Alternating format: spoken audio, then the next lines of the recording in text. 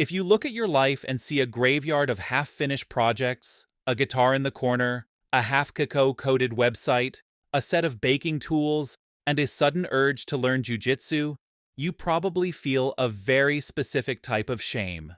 Society has a word for you, dilettante. They tell you that you are chaotic or that you lack the grit to specialize. You feel like an imposter because you can't just pick one lane and stay in it. You might even know the phrase jack of all trades, master of none, and you use it to beat yourself up, but you are forgetting the rest of the quote.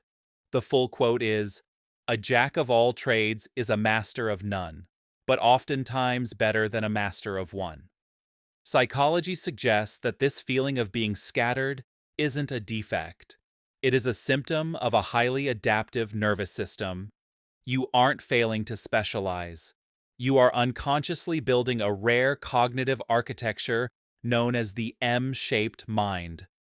While the world tells you to focus, your brain is trying to prepare you for a future where hyper-specialization is actually a liability.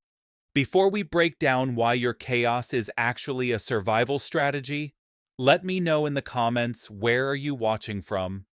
And if you love deep psychology like this, check out my newsletter community after watching linked in the description. To understand why you feel this anxiety, we have to look at the lie you were sold. For the last century, the world was an I-shaped game. It rewarded people who dug one hole a mile deep. It was a kind learning environment like golf where the rules never changed. If you practiced your swing for 10,000 hours, you won. But you don't live in a kind environment. Your brain instinctively knows that the modern world is a wicked environment. The rules change every day. In a wicked environment, the specialist is fragile. If the industry changes, they are obsolete. Because of this, you naturally drift. One year you are obsessed with electrical wiring and HVAC systems, and the next you are deep into yoga, heavy lifting, and DJing rave music. To an outsider, this looks like a chaotic personality. They might call you a strange man or unfocused. But what you are actually doing is gathering data points from disparate domains. This is where the magic happens. Psychology calls this far transfer. The specialist uses near transfer. They solve problems they have seen before using the same old tools. But you use far transfer. You take a concept from one completely unrelated field and apply it to another. Think about the web developer who used to be a beekeeper and a farmer. On paper, those things have nothing to do with coding, but that agricultural experience allows them to understand organic systems and growth cycles in a way that a specialist coder who only stares at screens could never grasp. They aren't just writing code, they are cultivating an ecosystem. That is far transfer. That is innovation. You feel like an imposter because you aren't the best at any one thing, but you are failing to see that your value isn't in your depth, it's in your synthesis. Now, understanding that your curiosity is a superpower is a great relief, but it doesn't solve the immediate crushing problem, the burnout and the feeling of being behind in life. You see people your age becoming senior vice presidents or lead engineers, and you feel like you're still at the starting line because you keep switching tracks. This happens because you are misunderstanding the geometry of your own potential. You aren't T-shaped general knowledge with one specialty.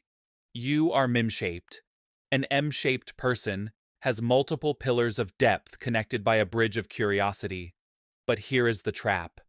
You cannot build all the pillars of the M at the same time. If you try to learn data science, write a novel, and start a business all in the same month, you will collapse. The people who successfully navigate this life, the true polymaths practice, what we call serial mastery. You have to view your life in seasons. You might spend your 20s obsessing over music and art, then in your 30s, you pivot to programming to pay the bills. You didn't quit art, you just finished that season of construction. I saw a story of a 53-year-old who finally found peace with this. He realized he couldn't choose art over programming. So, he let programming be the pillar that paid the bills, while music, philosophy, and game design flourished as the other pillars on nights and weekends. He denied high-demand team lead positions to keep his work week at 30 hours. He protected his psychic energy. He didn't try to merge them all instantly. He let them exist sequentially, and eventually they all merged into his own personal video game projects. That is the M shape in action. There is one final psychological trait you have that makes you bulletproof, and it comes from evolutionary biology. It's called redundancy. In nature, redundancy is a strength, not a waste. Elephants rarely get cancer because they have massive genetic redundancy, multiple copies of the same cancer-fighting gene. If one fails, another takes over. Your chaotic interests are your redundancy. If you are just a specialist software engineer and AI takes your job, you are terrified. But if you are a software engineer who also knows how to do electrical wiring, fix HVAC motors, and teach English, you are unbreakable. You haven't been wasting your time dabbling. You have been engaging in strategic adaptability.